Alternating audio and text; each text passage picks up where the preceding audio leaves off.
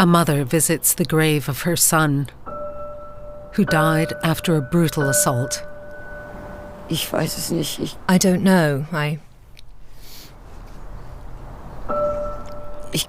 can't believe that my son's down there. Mein Sohn da drunter ist. It's always awful being here. Wenn ich hier bin.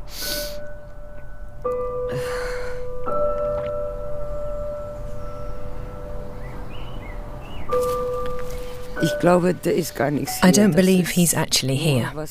It's just what's left on this earth. I think he's floating around somewhere, looking down on us. Philip's death has made Joanna question everything, including her faith. That God allowed this to happen is something I can't really comprehend. As a deeply devout Catholic, Joanna feels duty-bound by her faith to eventually forgive the perpetrator. But how?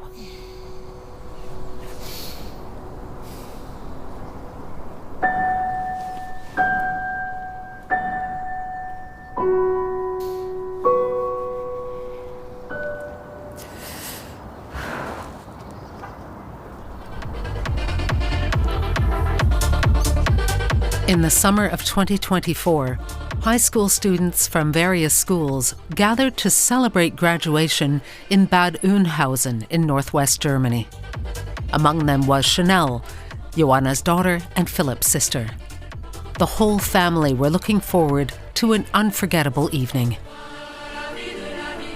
The party was just wonderful, and we had a lot of fun. It was actually the first time I'd ever seen my son on the dance floor. We had a fantastic time. At around 2 a.m., Philip left the party together with his best friend Max. The two of them had been inseparable ever since elementary school. While waiting for Joanna in the park outside the party, they were attacked by a group of young men. Philip tried to escape, but was knocked to the ground. Just a few minutes later, Joanna left the ballroom. I could see the yellow tape where Philip was, and flashing blue lights, and an ambulance. Inside the ambulance was her son, critically injured and unresponsive.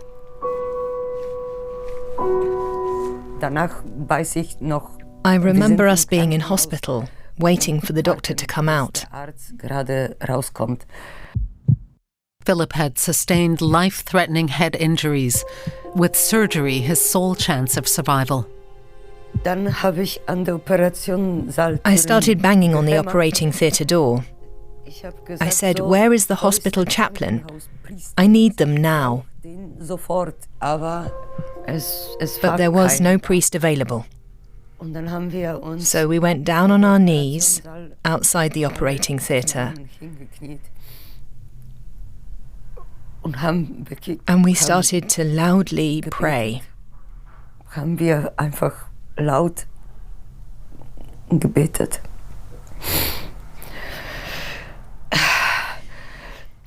don't know.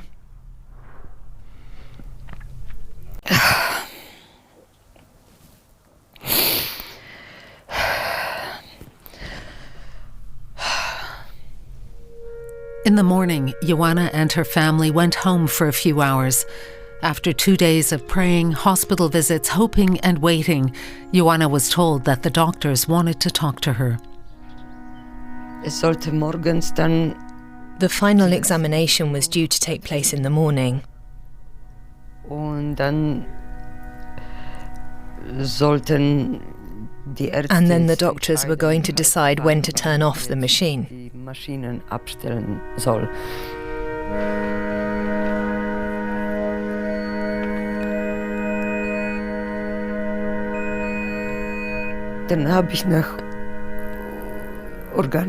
I asked about organ donation. I at least didn't want him to die in vain. dass nicht umsonst stirbt. Following that heartbreaking decision, Joanna then said goodbye to her son. Ich habe bei ihm noch gesessen. I sat next to him, holding his hand, and I listened to his heart, which was still beating.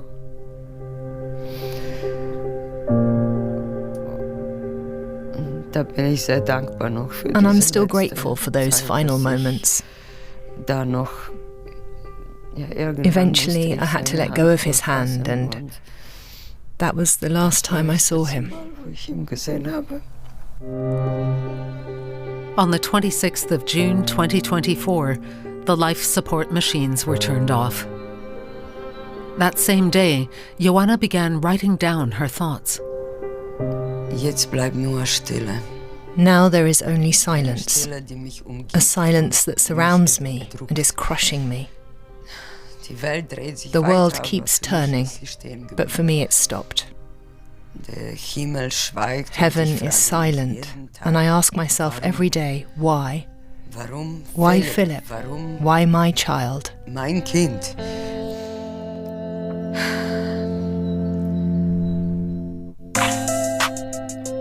Philip had only just turned 20, and alongside training to be a hotel clerk, had a budding career in music. Ich fragte, wie mein Leben ist, glaub, Bro, es wird schon okay. Warum hab ich immer noch Angst vor Liebe, Schmerz? Ich möchte auf jeden Fall von Musik leben können. I definitely want to be able to live off my music, however that takes shape. Whether I end up super rich or I'm just getting by. I'm not bothered. It's what I'm best at, I guess. Das Beste, was ich kann, I guess. Philip's first interview on an internet radio station and his last. His family, friends, and many local people laid flowers at the scene of his death. Adrian, Joanna's husband, has been living with her for 4 years. He's been helping Joanna cope with the death of her child.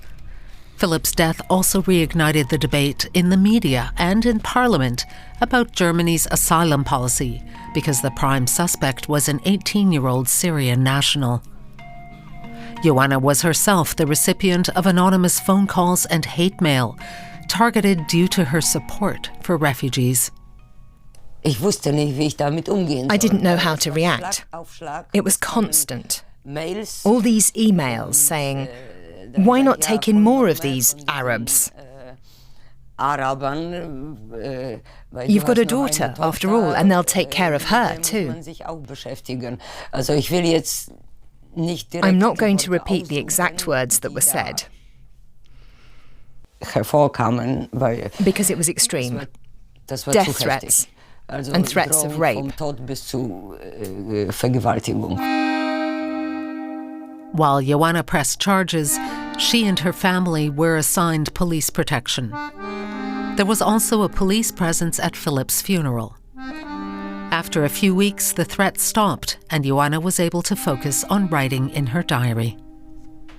Das Einzige, was mir da hilft, It's the only thing that helps me to cope somehow, so I'm not constantly burdening my husband and my other children with it. Ich schreibe eigentlich alle meine Gedanken auf. I write down all of my thoughts. It's therapeutic, and it helps me calm down, a place I can say everything that I'm feeling. Was mir im Herzen liegt. Including a growing internal struggle with her religious convictions. Where was God when Philip died? Ich habe irgendwie alles drauf gesetzt. I put my full faith in God and believed adamantly that only He could help and would. But He didn't.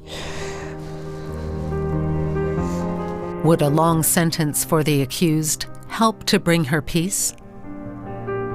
Ich weiß, dass ich es nicht vergeben It's something I know I cannot forgive, and I wonder whether God will forgive me for that. Ich denke, muss mit I think He has to. There is no way I can forgive or excuse something like this. I couldn't manage that. Das werde ich nicht schaffen. 6 months after Philip's death, the trial against the 18-year-old defendant got underway at the regional court. Joanna attended proceedings as a co-plaintiff, which meant she too could question the suspect. I see it as my duty to be there. I don't want to risk missing anything, and I wanted to form my own picture of who he was.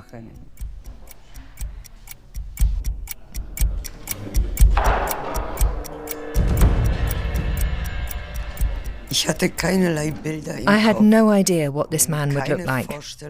This man who killed my son in a fit of rage and violence. I wanted to look him in the eye and for him to know that he took my son away from me. I wanted him to see me. Me, the mother. Philip's mother. During one recess in the courthouse, Joanna tried to talk to the defendant's family. Did he do it? The defense lawyers intervened. She's not allowed to talk to them. You weren't there, but I think it's very good of you to greet the family. I just want to ask. The truth will come out. I know. I hope and I want the truth to come out. I just thought from one mother to another. She's not allowed to talk. I don't want this hate for the rest of my life, because hate destroys. And when I saw her, it just disappeared. I believe that if he did do it, he's destroyed his family too. His mother will also have to live the rest of her life with what her son did to someone else.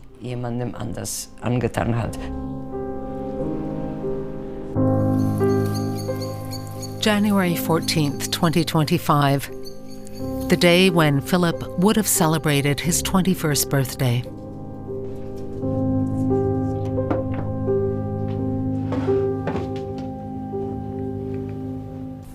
Lieber Philipp. Dear Philip,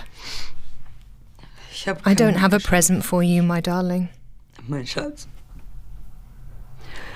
For you, time here on earth has come to a standstill.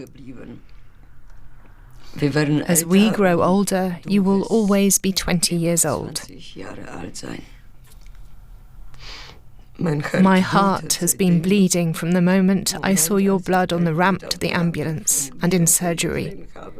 To me, you're still here.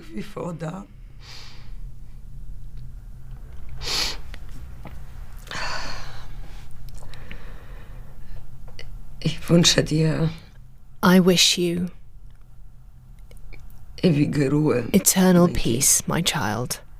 Love, Mom. Deine Mama. The next morning will see the trial entering its 12th day, when the results of the autopsy are to be presented to the court. As like every day of the trial, Joanna is present today too. The forensic pathologist lists the various injuries: a skull fracture behind the ear, caused by a powerful kick to the head, a skull fracture on the back of the head, a broken jaw, and a fractured eye socket. Joanna records her feelings and describes how he looked in her diary. He was lying there on the cold metal table. His head was shaved, his face lifeless. He suddenly looked so small again. My little boy was up there on the screen, my little Philip. I wanted to look away, but I couldn't.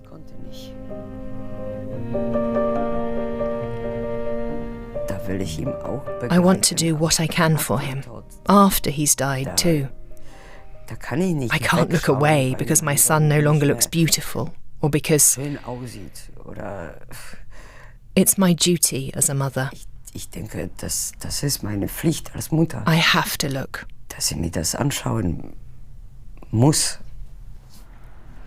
Day 14 of the trial begins. Witnesses have been summoned to reappear in court due to having previously made contradictory statements.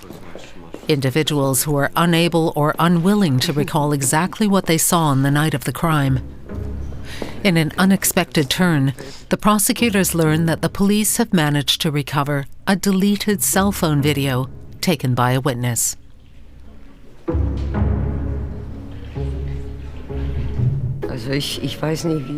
I have no idea what I'm going to see. But I'm glad that there's a video that will probably show the final minutes of my son's life.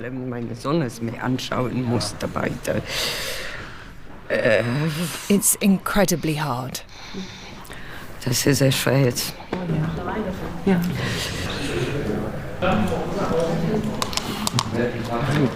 Ich kann gerade nicht.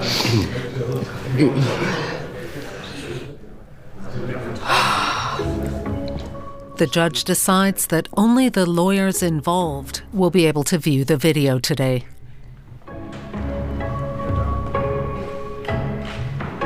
The next day, Joanna meets her lawyer. Was the perpetrator visible on the video? So a big surprise yesterday. Hello, and yes, a good day for our case. We did see the video, once fast and once slowed down. It's very clear what happened. But the most important part isn't well illuminated, when the camera moves to the side. Philip must have been on the ground, and there was a figure visible, bent over him and moving. That's all I could make out. But I think the video will indeed get our case moving forward a bit. Video bringt uns tatsächlich noch ein bisschen nach vorne. 2 days later, the video is then also shown to the public in court. Will it show the accused as the possible perpetrator? What impact will the video have on the verdict? And will the footage be too difficult for Joanna to keep watching? An hour later, a break in proceedings. It was awful. I could hardly bear it. But now it's been clearly confirmed. Now nobody can be in any doubt that they have the right man in the dock. Joanna now knows that the defendant is guilty and that he can be convicted. But the doubts in her own faith are something that no court verdict can resolve. I don't want to forgive the perpetrator, which really is a violation of the laws of our faith. And that's something I want to talk about with a clergyman.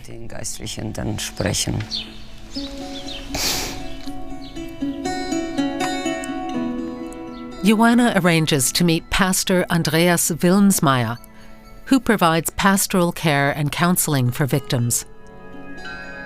He's offered to talk to Joanna about her doubts in God.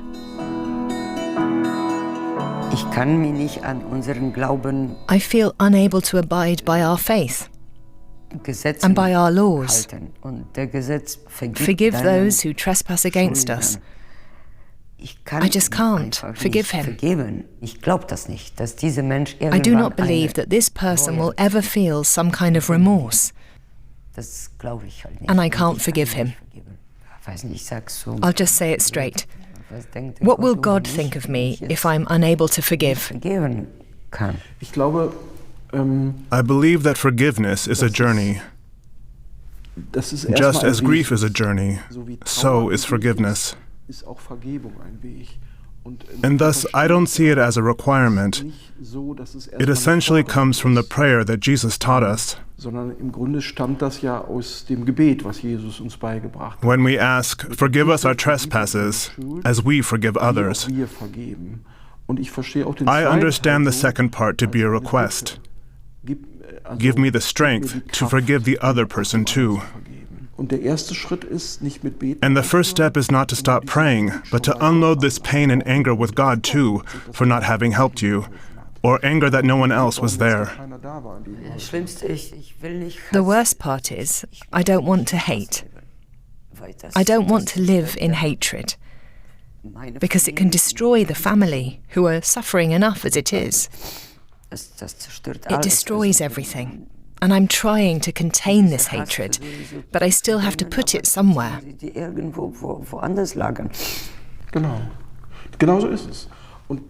Exactly, which is why it's good for your journey to end with forgiveness.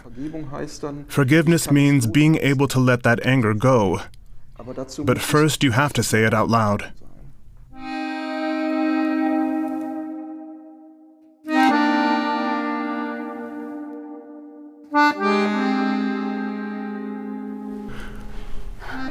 May I say a prayer for you? Yes, please. My Lord and God, I thank you for Joanna being here now, and you see her anger, her grief, and her pain over losing her son in this manner. But I ask you to be with her on this journey. And just as this candle is burning, I ask you to shine your light inside her in this darkness, and let her feel that she is not alone. Thank you so much.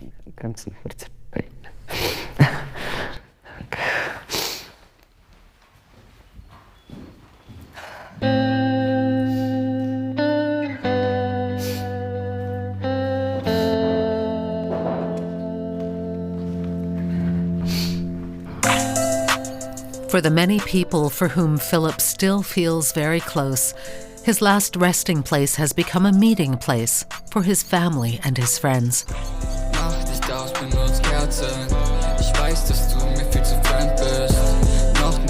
Among them today is his best friend Max, who recalls the night that changed his life forever. Philip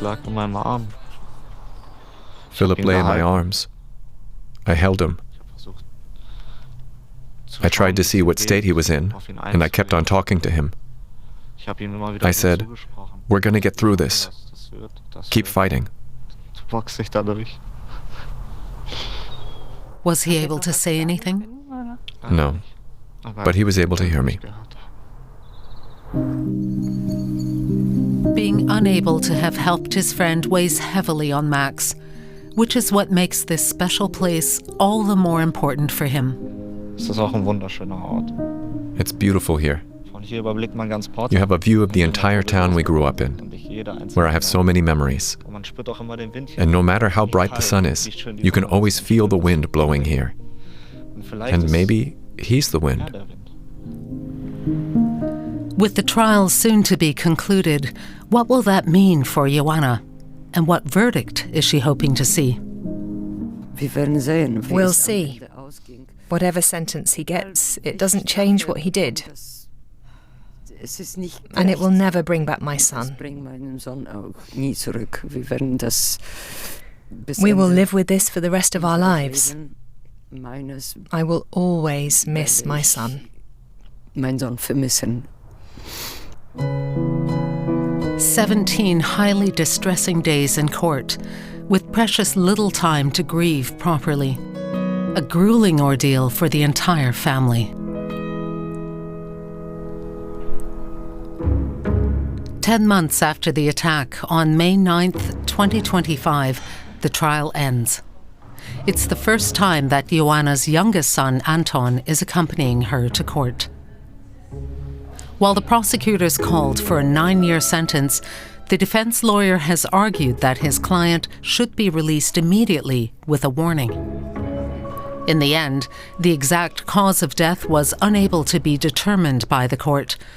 The final verdict was guilty for attempted murder, and the defendant was sentenced to 9 years in jail. I'm relieved that the trial has finally come to a conclusion, and it's a good conclusion. He was found guilty and will do 9 years. I'm happy for the decision. Joanna and her family end the day with a visit to the Bad Oeynhausen spa grounds, the place where her daughter celebrated her graduation on June 23, 2024.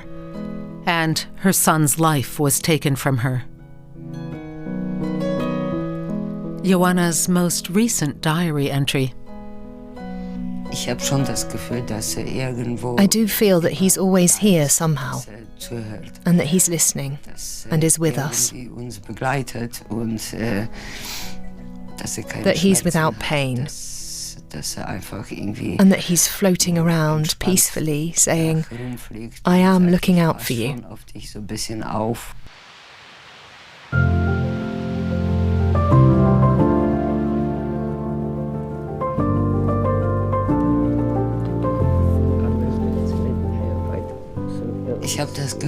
I can feel him saying, I'm okay, Mum, don't you worry. A few days later, the defense lawyer lodged an appeal against the conviction.